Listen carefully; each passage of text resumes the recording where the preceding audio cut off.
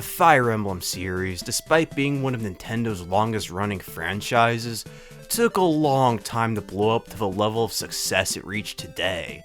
Most of the earlier games never even came out in the West, and when the series finally did start getting released outside of Japan, the game's sales were mediocre.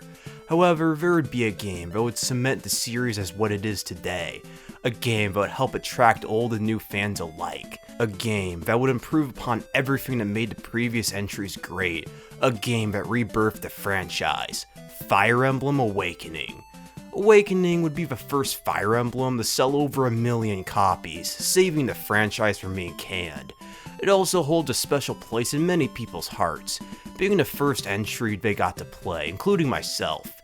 In fact, around 2 years ago or so, I made a video about this game which isn't so much of a review as it is a 15-minute incoherent mess. It was my first time playing a game in the franchise, so I didn't really know how basic mechanics worked, or how many new things Awakening added. But since I've played quite a few more games since then, both new and old, I think it's time to revisit this game and give it a proper look.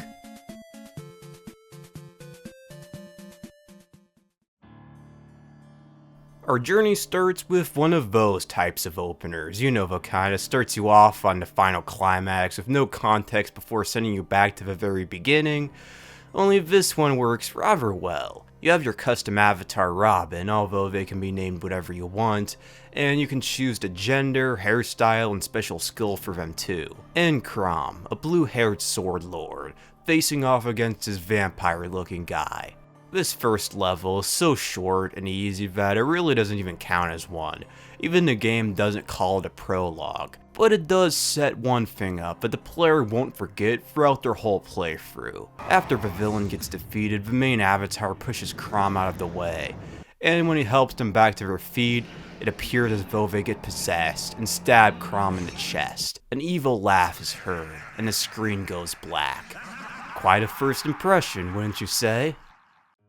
We're then taken years beforehand, to when the first two characters meet. Chrom and his sister Lisa find Robin passed out in the middle of a field.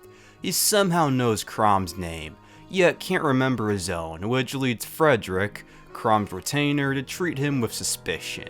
On the other hand, Chrom and Lisa let them join their group, the Shepherds, on their way back to the capital. On the way back, though, a lot of weird stuff happens, from bandits to zombies to a mysterious masked man coming from nowhere. No, not that masked man, although I promise I'll get to that game here soon. This mysterious person saves Lisa from certain death and goes by the name Marth. While I think the plot twist of who this person really is has kind of been ruined to everyone, even if they don't know much about Awakening, I'm gonna play along for once and not spoil it. Well, yet that is.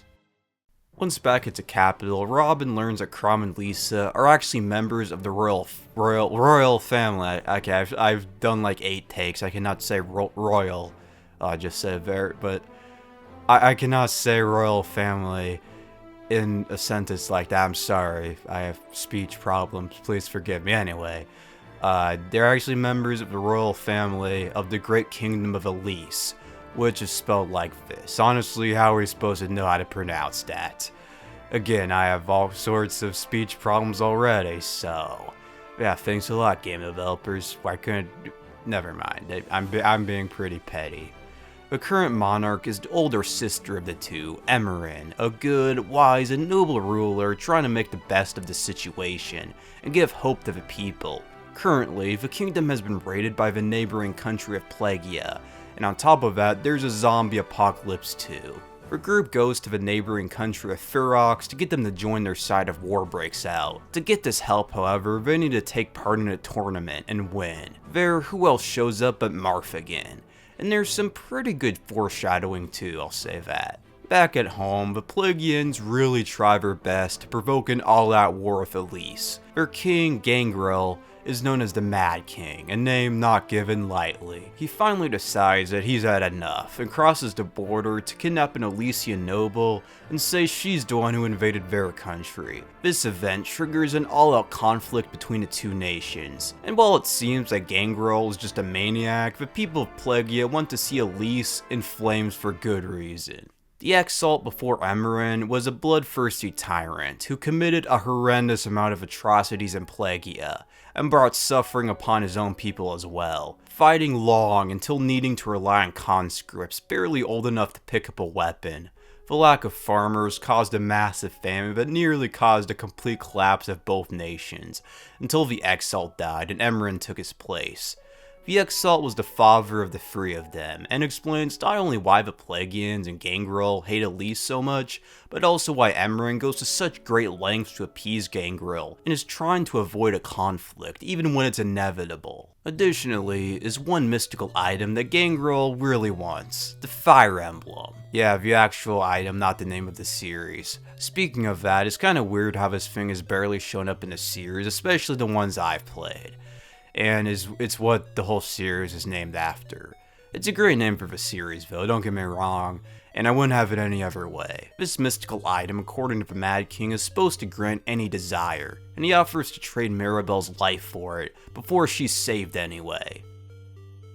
But that's plenty enough story summary for now, so let's move on to other aspects. Awakening might just be the most groundbreaking installment in terms of how many new features are added or improved upon. There's so much here that previous games just don't offer, and other aspects that truly made it easy for first timers to have a fun time with. Most important of which is a casual mode. To be fair, this mode existed in New Mystery of the Emblem, but that game only came out in Japan, so to us international players it was the first game to have one. A Fire Emblem series tradition is that when a unit dies, it's dead forever, or it loses its ability to be in future battles if they're an important character, let's say. This gimmick was a huge obstacle in getting a wider audience of less hardcore fans, and forced players to either get good or give up. Take for instance Sacred Stones, one of the easiest installments, with overpowered party members, lots of ways to get stronger, and weak foes. I only had party members die a handful of times, and yet whenever it happened I reset, because no one was ever gonna die forever on my watch. The end result was a fun experience overall, but while it was incredibly easy, mistakes are incredibly costly. So giving players a choice between whether they want permanent deaths or not was a smart move. And ultimately, I do prefer casual mode. Yeah, no, I suck. No need to point that out. Then there's the small things, like character voices, a fast forward feature to make fights go by faster, the barracks with certain special events, a pair-up feature, and more. The pair-up feature is by far one of the best things about this game. When two units are next to each other, they can help each other during fights, although the level of help varies depending on the bond between the two. If they have no bond, then the other unit really just raises their accuracy. If they have a medium bond, they can raise a variety of stats, and if their bond is high, they raise a lot of stats by a large amount. Sometimes the paired up unit will join in during an attack too, which is very satisfying when an enemy is like almost dead, but has like 1 or 2 HP left, and then just when you think you'll have to waste another character's turn, they come in and finish the enemy off. And while not as cool as, let's say, an extra attack, sometimes party members can push each other out of the way to avoid damage too. Last of all is a direct pairing command that joins 2 units together into one, although I wouldn't recommend it since if one dies, they both die. And a duo can only attack once per turn to share the same HP bar, all that. So yeah. Grinding is not only possible in this game unlike a lot of others, but it's also super easy to do. On the main map, you'll see all these enemies on former chapter slots, and you go up to them, you can fight them, and usually they're pretty weak. And if there's a spot on the map that doesn't have an enemy on it, you can use a special item called a Reeking Box to make one appear, and this makes grinding extremely easy. Support conversations are a staple of Fire Emblem. Having characters talk to the side when they're not busy fighting helps the player get to know them more, how they interact with others, and learn more context on certain events. Well, they come back in Awakening, and I feel like the writing, the character designs, and voice clips help immerse me more in them than in previous entries. At the same time though, they're still short and sweet. While I do enjoy the long and fully voice-acted supports in the later games, they can get kind of annoying pretty quick. What's also really nice is that you can activate them through the map menu before entering a level instead of having to get two characters to talk to each other on the battlefield, which is very convenient. Speaking of characters, the cast of Awakening truly is great. There are so many fantastic ones that I could go on all day, but instead I'll talk about just some of my favorites so this video isn't like an hour long. First and foremost is Frederick, you know, the guy who says pick a god and pray as one of his criticals. Yeah, that guy, he's great. The easiest way I can describe him is to imagine Alfred from Batman but as a knight. He is incredibly overpowered as a unit, being basically unstoppable early on in the game, although he gets nerfed hard by the end. He always looks out for Crom and Lisa to a ridiculous amount, clearing rocks out of Crom's way so he doesn't trip, and taking a number of jobs that fall more into butler territory. His overprotectiveness of the siblings on top of his chivalry makes him a fun character. And we can't forget that infamous line again. Pick a god and pray. Pick a god and pray. Pick a god and pray. Goth girls are one of the internet's favorite things ever. Well, Awakening has one of those. I can already see like 2 people exiting out of this video and going out to buy this game on eBay already. A former Plaguean soldier that switched allegiances, Farja is creepy, especially to the main characters, stalking them, being super attracted to them, etc. If the genders were reversed, I can only imagine how different the internet's opinion of her would be. Now, with that being said, she is kind of cute in a way, in the same way as a polar bear maybe, yet still cute. At the very least, she's somewhat considerate to watch him, Robin, in his sleep to make sure he's safe. And most of all, she's hot. I can't believe I wrote this. Okay, that's all that matters, honestly. I had it going on bad when I wrote this script. Virian has it down for everyone even worse, flirting and hitting on the female cast, although I have to say, the way he does it isn't quite creepy per se, mostly because instead of just being a perv, he speaks in romantic poetry. His French accent is pleasing to the ears too. Then we've got Sumia, a Pegasus rider for the Shepherds. She's clumsy, soft-spoken, and overall just adorable. She even gets her own cutscene of coming to the rescue of Crom 2, which is an honor very few other characters get, including some that are a lot more important to the story. The leaders of Ferox are easily some of the best too, Basilo and Flavia. They act just like an old married couple. And I thought for a while that they were, but no, both of them are still single and ready to mingle. Only for the main character though. Both provide much needed wisdom for the allies, being old and all that, as well as some Feroxian fighting spirit. I could talk about more characters, although I don't have much to say, so I'll just list a few more that left kind of an impact on me. Maribel's an out-of-touch noble with a soft side. Donald has this annoying country accent and overall just sucks. Gaius is a former thief who'll do anything for some sugar.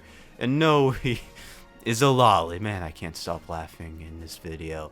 It only gets worse once I go over another mechanic later on, so yeah. Alright, let's get back to the story now. Once war breaks out, Marth shows up to warn the group of an assassination plan to kill the Exalt, and even stranger, they save her from the future. And even more shocking, Marth turns out to be a woman. Wait, you're a woman? And quite the actress, too. Honestly, I'm surprised you didn't figure it out until just now. You're a woman? I can't be the only one who finds this kind of funny, can I? The army sent to kill Emerin is soundly defeated, with their leader, this vampire-looking guy Valadar, getting killed. Something kind of unsettling takes place next. As Valadar is moving between the planes of life and death, an unseen entity comes along and revives them from their untimely death. Once the whole mess is settled, Emmeryn is taken to the Eastern Palace for his safety, but while the shepherds are gone, the Plagueans attack the capital. Emmeryn attempts one last time to meet with Gangrel to negotiate, but is captured instead. Gangrel plans to make a grand scene for his people, executing her on a high cliff for all the people to see. The shepherds manage to march all the way through Plagia to get here just in time. Well, almost in time.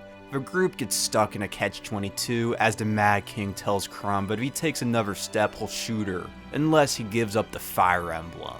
With such a difficult decision on Crom's shoulders, Emmeryn decides to make a sacrifice. She jumps from the ledge herself, and kills herself, to not place any guilt on him.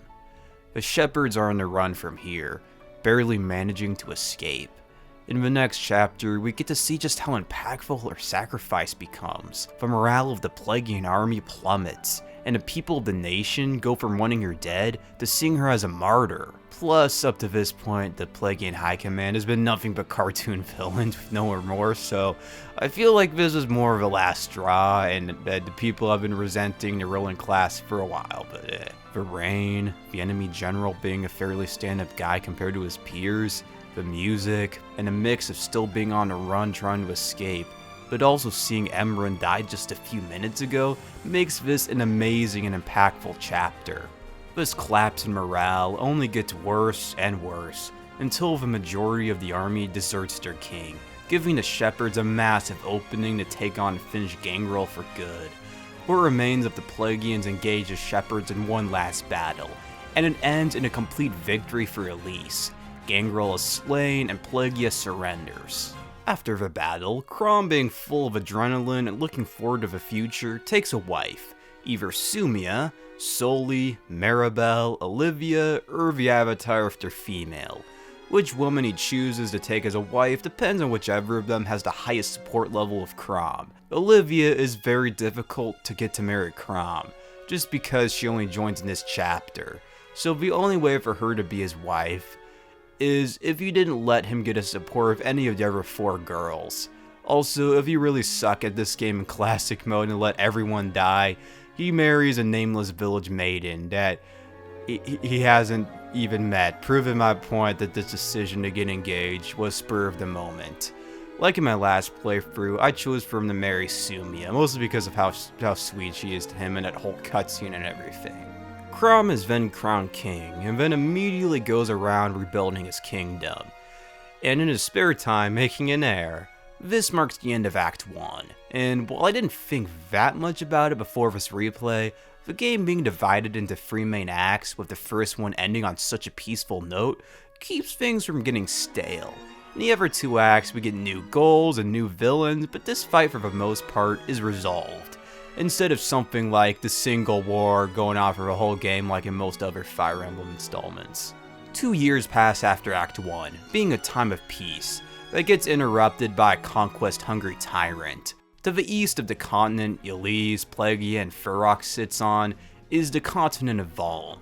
Valm was home to many other smaller kingdoms and states, one such duchy being ruled by Virion. Another small nation, also named Valm because of course it is, raged a war of conquest just prior to the events of the game. The man responsible for uniting the landmass is Walhart, a descendant of Alm and Celica from Gaiden. Real fast, a few things to note. For one, Valm gets its name from Alm and Valentia mixed together. 2, Valm is Valentia, it's just been so long that the people now call it a different name. 3, the continent Ferox, Plagia, and Elise sits on is Arcanea. And 4, Awakening takes place 2,000 years after Shadow Dragon and Gaiden.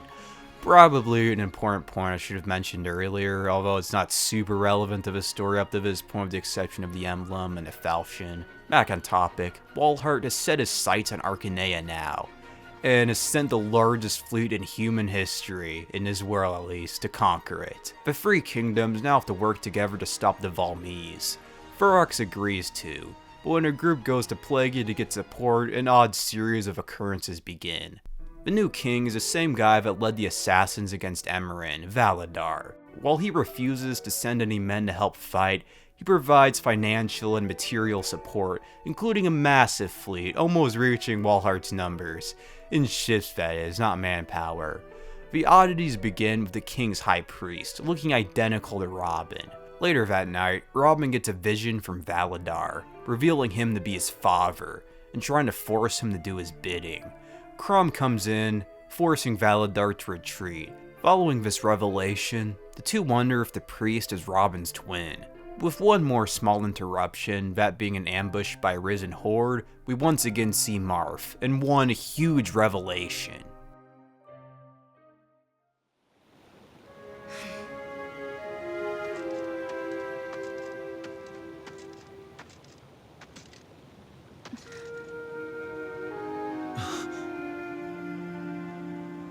That's the brand of the Exalt.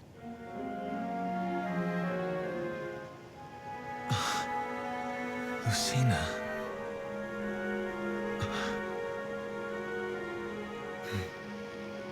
You deserved better from me than one sword in a world of troubles. I'm sorry.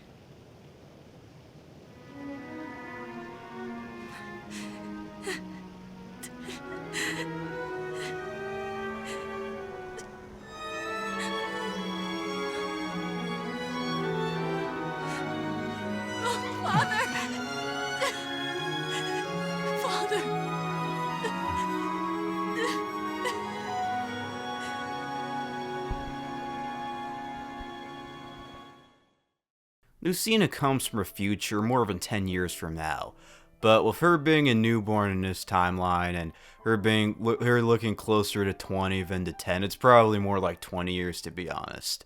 It's not important though. In her time, the world was destroyed by the fell dragon Grima. Everyone in the Shepherds are now dead, and very few surviving humans remain. She came with some of the other remaining survivors, but got separated from them. And last of all, tells us that Crom's death is the result of a betrayal of someone very close to him. That leaves us with the greatest mechanic of awakening, in my opinion at least, marriage and children. The companions Lucina was talking about are the children of certain Shepherd members from the future. Nearly every female party member has a predetermined child. They'll always be their child. There are a number of different male party members that can be the father. For example, take Cordelia. Her daughter will always be Severa, but the father can be different on various playthroughs. Whether it be Gregor, Gaius, or Robin, male party members have no such predetermined children of their own, but they do influence their hair color. The only exceptions are of course Crom, but also Robin. Whether you choose to make them male or female, their kid Morgan will always be the opposite gender of them. To get children, first you need to have a male and female unit marry. And to do that, you must get to 2 to have an S rank support. It's a fair bit of work to have them fight side by side with each other and heal each other and the likes, that's for sure.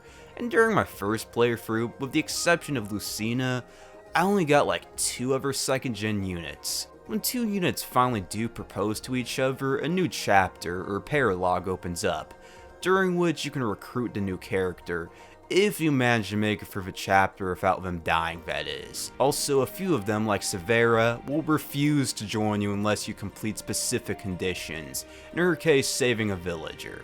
When deciding who should marry who, you got 2 options. For one, you can go with kind of a shipping perspective on, who complements each other the most romantically, or you could go by what stats the dad will pass on that worked best with that particular child unit. I, however, just went with the flow, honestly, and with the exception of a few, just went with whatever units already had high supports of each other. I'm sure that a few people watching this are disgusted with how the terrible combo some of these couples are, from either a story, shipping, or gameplay perspective, and I'm sorry. Finally, remember Noe, well, she can have a kid too. Yeah, I'll leave it at that. The Valmese saga is all over the place, honestly, and a lot theorize that it was a last-minute addition, which makes sense. There are no cutscenes, the only characters that even get recruited is a member of the anti-Valmese resistance, Sayri, and I don't like the villains. Walhart is fine, but the other guys, especially this one, really get on my nerves.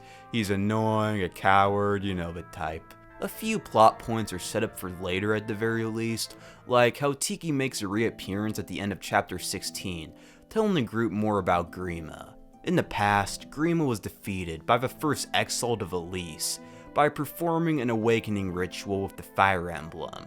Now a group of humans seek to revive the fell dragon, and his power grows stronger by the day. To perform this awakening ritual, the shepherds need to collect 5 special stones to place on the emblem for it to work. The first of the stones is already on the thing. Tiki has the next one. Basilo says that Ferox has another one somewhere, Walhart holds another, and the last stone's location is unknown. The fight against Valm goes pretty well for the group, despite the Valmese' overwhelming strength. I'm serious when I say that too. It's mentioned multiple times just how powerful the Valmese are, numbering in the millions, which might be the only army in a series to reach that milestone, at least in my knowledge. Can we talk more about that though? Like, what does Valentia just have that many more people? Of course, though, with the largest army also comes the largest slaughter in the series, probably too, where Robin takes half the allied fleet, sets it on fire, drifts it towards the Valmese fleet, killing possibly hundreds of thousands of people, and nobody is traumatized or heartbroken over so much death. I mean, I saw it in like a fan fiction once, only like Lucina was like, thought Robin was like a mass murderer. I mean, she doesn't really seem to object in this game though, so I never thought I'd talk about fan fiction. This is all before the shepherds even land on Valentian soil too. Now you'd think that Walhart would negotiate peace or something, but no, I guess Valm just has that Roman mindset, which actually makes a lot of sense, with Valentia being at least partially based in ancient Rome. One of the reasons why Walhart's empire falls so easily is the fact that it's a Frankenstein mess of various dynasties and states stitched together by Walhart, many of which don't like him, yet are forced to work for him anyway. One such general is Sayri's brother, Yenfei. The two eventually have to come to blows with each other, resulting in Yenfei's death. Later, that ugly guy mentions how Yenfei joined them to save his sister's life, making his death all the more tragic. Well, not really, honestly, because you only meet him for the first time during the battle, but an actual tragic death takes place around the same time, and as Basilos. To let the rest of the group escape after the Empire encircles them, he along with Flavia take a small amount of men to hold the Valmese off. This plan works, and the Khan's men may have been able to hold the Valmese off even longer if it wasn't for Walhart showing up in person to lay the hurt, killing Basilo. In his last moments, he gives Flavia one of the stones he secretly had all along, and she returns to the shepherds to figure out what to do next. As luck would have it, like with Emran's death, Yenfei's death triggers the various kingdoms and states on the continent to rise up against Walhart. The shepherds march into the capital, kill Walhart and his men, and get the 4th stone.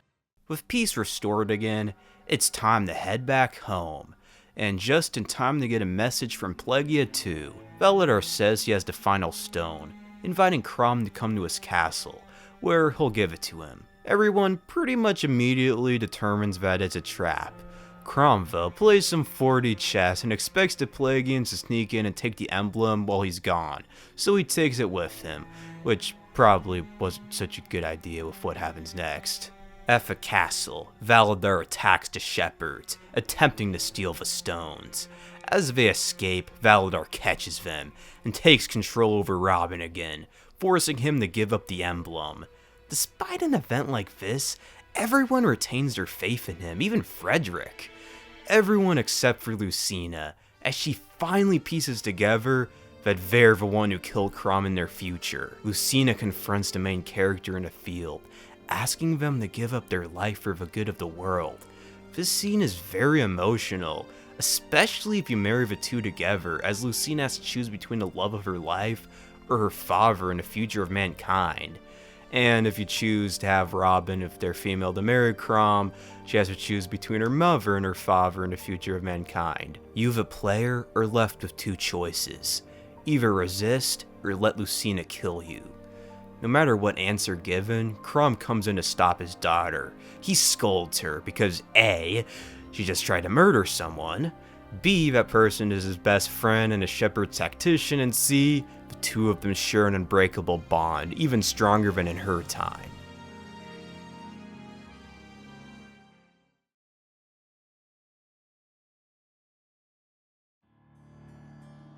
When the shepherds confront Valadar at the Dragon's Table, we finally learn just who Robin is. He's not only Valadar's son, but the vessel of Grima. As a child, he was found to have enough fell dragon blood to bear Grima's soul in a ritual, but his mother took him and escaped. The following battle mirrors the opening minutes, with Crom and the main character being separated from everyone else. The fight just keeps matching up, even to the cutscene of Crom being killed by his friend. All hope is not lost though, with the tables turning so hard in the hero's favor that it almost brings a tear to my eye for some reason. Basilo is revealed to still be alive. Robin killing Crom was only for show, the stone Basilo gave was fake, Basilo and Flavia become playable, and Valadar is slain for good. It all kind of reminds me of that one part in Super Paper Mario, where the heroes show up to help Mario against Count Bleck. It's not over yet though. The doppelganger is indeed the avatar from the future, but fully possessed by Grima. He came to prevent Lucina from erasing him from existence, making sure events played similar enough to how they went originally, reviving Valadar from death for instance. The first thing they did was try to enter the present-day Robin, not long before the shepherds found him. However, he was too weak at the time, resulting in his lost memories. With the ritual complete, Grima is revived at long last. Yet, hope is not lost. Crom performs the awakening ritual, upgrading to Falchion. Now I think about it, how many swords in gaming have some kind of special ritual that upgrades them? Actually, in general, how many special mythical swords are there even in gaming? Maybe I should make a video about that sometime. Anyway, the group needs Grima's rival, Naga, to get some advice. While Grima can be sealed away again, there's only one way for him to be slain for good, if he falls by his own hand. As luck would have it, we also have someone who's Grima, sort of. The only issue is that if one of them dies, the other will die too. All that remains now is the final chapter. However, along with the endgame, a number of paralogs open up too.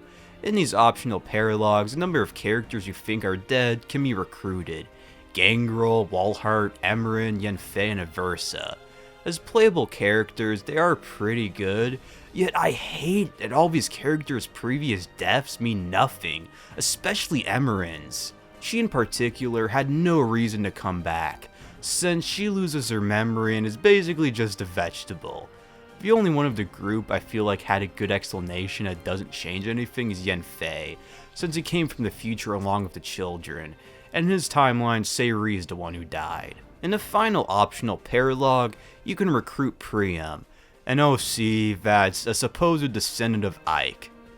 And I have to say that this chapter is too much. Like, you fight 100 of the strongest, highest leveled enemies in the whole game. Like, the difficulty jump is just so high that it probably would have taken like 5 hours of me grinding to stand a chance, so I just gave up. Yeah, I really wanted to 100% this game too, but I'm 40 hours in and I'm starting to get a little tired for now, so maybe I'll finish this some other time. One last thing and then I'll tackle the end game. Spot Pass and DLC. There's a lot of extra content here besides the paralogs, from bonus items to characters from previous games, although they have no voice lines or unique models, and you know, they aren't really much of an actual character. But the DLC too was incredibly expensive when it was available for purchase, costing like $50 in total, which is more than the actual game itself. Was it worth it though? Well, no, it wasn't. I mean, there's a lot of cool ideas for sure. I like this hot spring level and some other events that take place like in a children's future, and I was initially planning on playing all of it for this video, only the 3DS I bought this DLC on isn't the same one I played most of the game on. The 3DS I used for all this footage in this video, at least except for the DLC, is a loopy capture modded new 3DS, while the one I bought the DLC on was an optimized 3DS. The capture card inside had a lot of issues in the past, so I had to get it fixed around a year or so ago, and it worked fine, at least the last time I used it. But now, the thing keeps dipping in frames per second, and sometimes it just freezes, so yeah, that sucks. And since the eShop closed, I can't get it on this system unless I mod it, but I'm scared of doing that and doing something wrong and breaking the system, so yeah, I'll come back to this another day, or time, or whatever. Let's just get to the end game. Without further ado, the end game. Grima tries one last time to get into Robin's mind. All his friends manage to help him resist, each having a motivating quote and showing their faith in him. What follows is one of my favorite final bosses in any RPG. Grima and his strongest henchmen wait at the end of the stage, while hordes of foes surge in from the sides. Don't bother fighting any enemy unless you have to, just lunge straight for Grima. The battle has a nice balance in difficulty, not being so easy that it's forgettable, yet not anything that you have to spend hours grinding for either, unlike in, the last video. That song though is spectacular. It's called ID Purpose. The first time I heard it was in Smash Bros. Like a lot of other Nintendo songs, and it gives me nostalgia deeper than my memories of this game alone. Sort of like what I was talking about with the Victory Road theme for Pokemon Emerald. Nostalgia aside, this tune isn't like a lot of other Final Battle songs. Instead of being overly epic and tense, it's hopeful, bright, and victory feels more like a foregone conclusion rather than being within a hair's grasp. Or, how's that saying go? It was like 2 AM last night when I wrote the script, but you get what I mean. Grima themselves isn't honestly all that difficult to take out once you reach them. All it took was an attack from Chrom, Farge, and Robin to take them down, and that's that. The ending is different depending on who deals the final blow to the fell dragon. If Chrom delivers the last blow, Grima is sealed away once again. Meanwhile, if Robin does so, this cycle of reborn evil is finally broken, and with it, the main character too. Well, not exactly, as after the end credits, Lisa and Chrom find him once again, this time being truly free.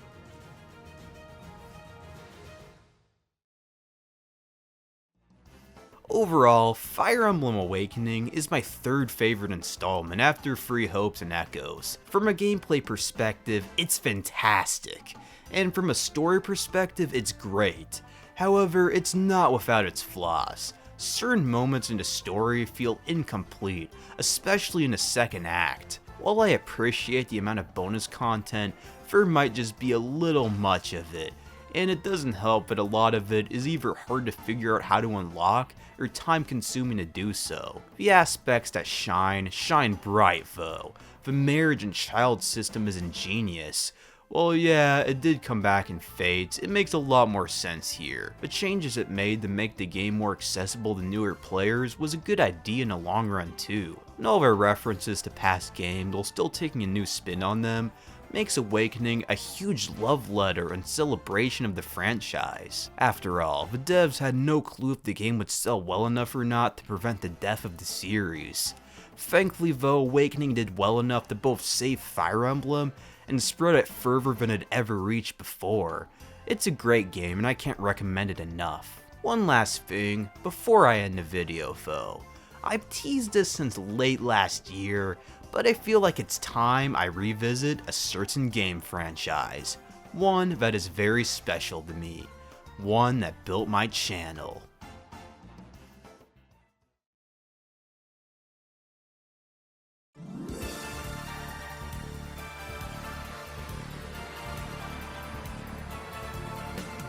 Yup, I'm finally doing it. Next time on Alpha Leap Gaming, I'll be talking about what might be one of the most misunderstood Nintendo games of all time, the original Mother. I'll see you all then, everyone.